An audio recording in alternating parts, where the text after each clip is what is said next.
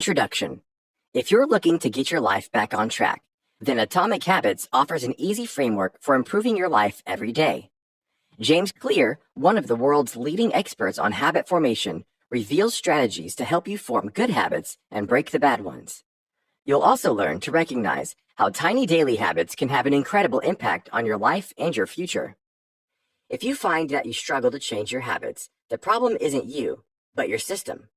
You see, your brain is wired to complete activities that are both easy and provide immediate gratification. Luckily, James Clear provides a proven system that will help you change your habits and take your life to new heights. Through this book, you will learn how to make time for new habits, overcome a lack of motivation and willpower, design your environment to make success easier, and learn how tracking your habits and finding an accountability partner will help you succeed. Chapter 1. Why Small Habits Can Make a Big Difference. When it comes to success, many people are focused on the wrong thing. They focus on the end goal versus the journey it takes to get there, and believe big decisions will get them to their final destination. However, this couldn't be further from the truth. In fact, 1% of improvement each day means that you will be 37 times better than you once were. But if you decline 1% every day, you will decline nearly to zero. In other words, it's the small habits that matter and that make the biggest difference. For example, a plane traveling from Los Angeles to New York requires a specific degree of direction to get its final destination. Imagine if the pilot adjusted its course just 3.5 degrees south. This may look like nothing to the average observer. The adjustment is so small, many people wouldn't even notice. Of course, upon landing, the passengers would notice a big difference. That small course adjustment would change their final destination from New York to Washington, D.C. We don't typically notice tiny changes because the impact is not seen immediately. The impact may not be seen for months or even years, but the results can be enormous. For instance, eating a slice of pizza certainly won't make you unhealthy. However, if you eat a slice of pizza every night for dinner, then you'll likely see a change in weight over the course of a year. Similarly, taking a 30-minute yoga class one day won't immediately make you in shape. Instead, it's small habits over time that compound into major results. Results in life are a measure of habits. The net worth of a person is simply a measure of their financial habits. Similarly, a person's health is a measure of their daily habits of diet exercise. Time magnifies the margin between success and failure, which is why our daily choices have a greater impact than we realize. If you want to predict where you will end up in life, then simply follow the curve of your daily choices. Bad habits can affect us just as easily as good habits can build us up. This is why it's important to understand how you can design your daily habits to your advantage. The key is to make tiny changes in your behavior, which when repeated over and over, will become habits that lead to big results. Chapter 2. How Habits Are Formed.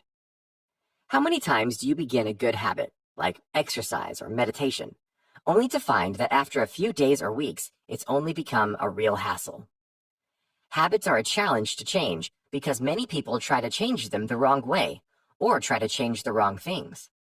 To change our habits, we must first understand how habits are formed.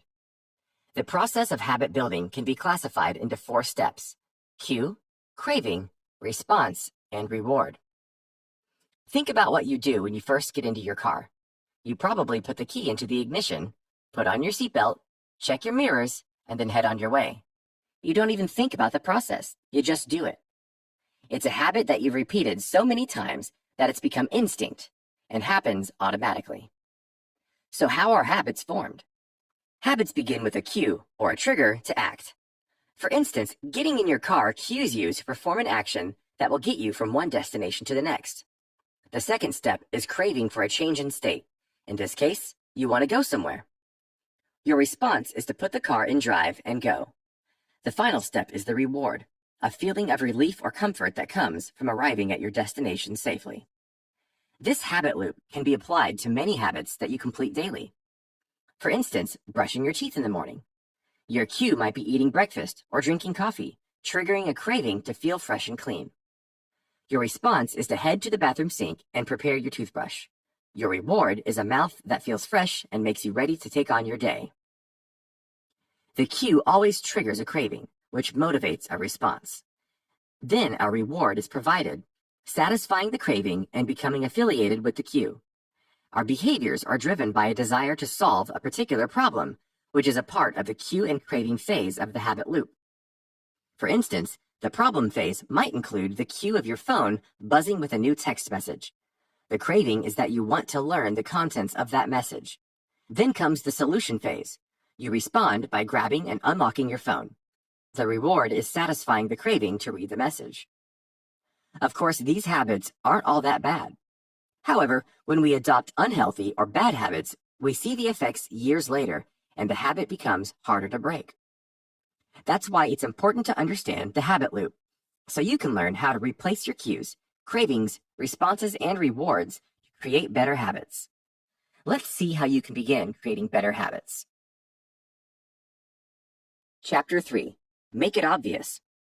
When it comes to cues, such as the buzzing of our phone or the drinking of coffee, we are prompted to check our messages or brush our teeth. But once you understand how our actions can be influenced by certain stimuli, you can learn how to manipulate your cues to implement better habits. For instance, Anne Thorndike, a primary care physician at the Massachusetts General Hospital in Boston, believed she could improve the eating habits of thousands of hospital staff and visitors simply by manipulating their environment. She decided to replace soda with bottled water in the refrigerators next to the cash register. But she didn't stop there. She added bottled water to every drinking station across the cafeteria. Over 3 months, the number of bottled water sold increased by 25.8%, while soda sales dropped by 11.4%. By making simple adjustments, people made healthier choices because the cue to drink water was more prevalent than soda. You see, the most powerful sensory ability in humans is our vision. The human body contains almost 11 million sensory receptors, and almost 10 million are dedicated to sight alone.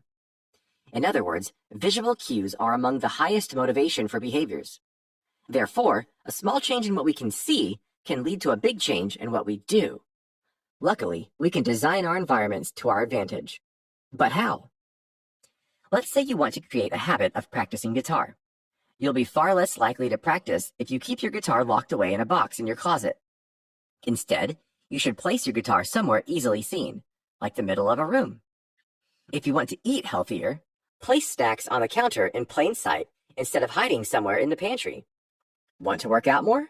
Simply put your workout clothes and sneakers out the night before, so when you wake up, you can see them. Creating visual cues can bring attention to your desired habit. Additionally, you can create desired cues by practicing implementation intentions. This simply means that you make a plan beforehand of when, where, and how you are going to accomplish something. When you create a plan, you are more likely to stick with your habits. For instance, a study of voters in the United States found that citizens who were asked, "At what time will you vote?" and "How will you get to the voting station?" So instead of telling yourself that you're going to exercise more often, set a plan and say, "On Monday, Wednesday, and Friday, I'm going to go to spin class after work." And then pack a bag with you to bring for work and leave it in the front seat of your car so it stays in plain sight. Chapter 4. Make it attractive. Every day, we are bombarded with advertisements aimed at making clothing, food, home goods, anything more attractive. Society is filled with highly doctored versions of reality as we engineer our photographs with ideal lighting, photoshopped edits, and exaggerated features to make products more appealing and attractive to consumers. The same can be applied to our habits. The more attractive something is, the more likely we are going to adopt it as a habit. You see, when we do something pleasurable like eat food or have sex, our brains release a hormone called dopamine, which makes us feel good. But we don't actually have to do those activities. Our brains release dopamine when we anticipate those pleasurable activities as well. This is simply our brain encouraging us to partake in a certain activity and rewarding us by feeling good. Remember feeling the excitement of Christmas morning as a child? That's because children anticipate the receiving of gifts and the visiting of Santa. Their brains release dopamine that associate Christmas with feeling good. Of course, some activities that make us feel good aren't necessarily good for us. For instance, people easily become addicted to sex, drugs, and food, all of which make them feel good in the moments leading up to and during the activity. However, these addictions can affect our health and our relationships. That's why it's important to use our knowledge to our advantage when it comes to forming good, healthy habits.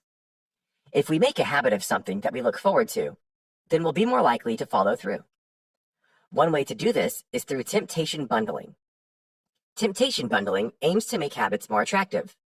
It works when you link an action you want to do with an action you need to do. For example, Ronan Byrne, an engineering student in Ireland, decided that he needed to exercise more, but he didn't want to exercise more, a problem many of us can relate to. Something else we can probably relate to is the fact that Ronan enjoyed watching Netflix. His solution? He hacked an exercise bike and connected it to his laptop. However, he didn't want to simply watch Netflix while riding. Instead, he wrote a code that only allowed Netflix to play if he was cycling at a certain speed. In the end, he transformed an activity that he hated and linked it with one that he enjoyed. While Ronan had the knowledge to hack an exercise bike and write code to help him bundle temptations, you don't need to be an engineer to apply this tip to your own habits. Simply downloading your favorite shows to watch while on the treadmill or rewarding yourself with a half hour of Netflix after hitting some work goals are both ways to make your habits more attractive. Chapter 5. Make it easy. Jerry Uselman, a professor at the University of Florida, assigned his film photography students a project to be submitted at the end of the semester. To begin, he divided the students into two groups. The first group was told their grade was dependent on the quantity of photos they submitted. For instance, 100 photos earned an A, 90 photos earned a B, 80 a C, and so on. The second group, however, would be graded on the quality of just one photo. Which group do you think earned the better grade at the end of the semester? The quantity group. But why? You see, the quantity group was able to hone their skills in the process of creating hundreds of photos, whereas the quality group spent their time making just one photo perfect. This concept can be applied to our habits as well. Often, people are too focused on figuring out the best approach, so they never take action. They may research, plan, and strategize, but never act on the habits they wish to create. Therefore, the key to mastering any habit is to stop worrying over how long it'll take to form a new habit. Instead, make it easy and simply do it. As humans, many of us are motivated to do what is easy. The more energy a habit requires, the less likely we are to repeat it. Of course, making a hard habit easy might seem impossible, but there are many tips and tricks to make even the most difficult habits easy. For instance, the habit of sending cards for celebrations, birthdays, condolences, etc., is a nice habit to have, but the effort of going out to the store, picking one out, writing a message, and finally sending it out creates friction and makes us less likely to do it. However, the author's wife has created a hack to make a habit of sending cards a bit easier. By buying cards in bulk and storing them in the house, the author and his wife are far more likely to follow through with sending cards. They made the process easy. No longer do they have to go through the effort of going to the store to buy cards. You can use this tool to stop bad habits as well. The best way to break a bad habit is to make it impractical to do. For instance, if you want to break the habit of watching TV when you come home from work, then unplug the television and take out the batteries to the remote. You'll be far less likely to go through the effort of turning on the TV and spend your time forming a new, healthier habit. Another way to make the habit forming easy is through the 2-minute rule. The basis of the rule is to start small and make the habit easy to start. For instance, instead of telling yourself that you need to study for a class, you can start with the basics and tell yourself to open my notes. Or maybe you want to make a habit of doing some yoga after work. Instead of saying, I need to do 30 minutes of yoga, tell yourself, take out my yoga mat. By breaking down the habits into simple steps, you make the habit easier to form, which means you'll be more likely to form long-term habits. Chapter 6. Make it satisfying. The last step in making a long-term habit is to make it satisfying. Successful companies understand this concept and use it to their advantage. For example, toothpaste manufacturers saw great success when they added mint to their products. Mint allowed people to enjoy the act of brushing their teeth because it led to a satisfying, minty fresh feeling. If an experience isn't satisfying, it may not be repeated again. In the 1990s, Stephen Luby worked in a neighborhood in Karachi, Pakistan, as a public health researcher. During his time there, Luby achieved a 52% reduction in diarrhea among the local children. In addition, pneumonia rates dropped by 48% and skin infections by 35%. How did he achieve this? By introducing good soap. If you grew up in a westernized society, then you understand the importance of hand washing as a basic hygiene skill. Of course, the locals of the Pakistani neighborhood understood this as well, but they failed to create a healthy habit of washing hands. Luby recognized the need for the good soap and made the act of hand washing a satisfying experience. So he partnered with Procter & Gamble to introduce a premium soap to the neighborhood.